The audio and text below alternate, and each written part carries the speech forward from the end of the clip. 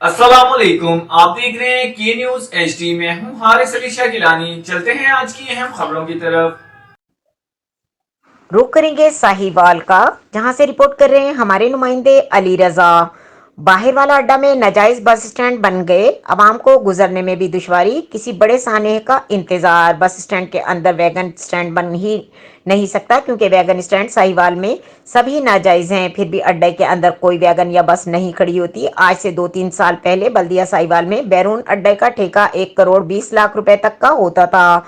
اب پہلے تو یہ ٹھیکہ ہی نہیں ہوتا، اللہ اللہ کر کے اگر ٹھیکہ ہو بھی جائے تو پایا تکمیل تک نہیں پہنچتا۔ اس کے ذمہ دار کون؟ اس کا ذمہ دار ساہیوال کی ٹریفک پولیس اور بلدیہ ملازمین پر ہیں، کیونکہ ماہانہ لاکھوں کا نقصان گورنمنٹ کو ہو رہا ہے، کسی کو بھی اس کی پرواہ نہیں، کیونکہ سب اچھا کی آواز ساہیوال عارف والا پل اور باہر والا اڈا میں ٹریفک کی روانی متاثر ہی رہتی ہے۔ انتظامیہ کسی بڑے سانحے کا انتظار کر رہی ہے۔ آر پی او ساہیوال، ڈی پی او ساہیوال اس پر نوٹس لیں۔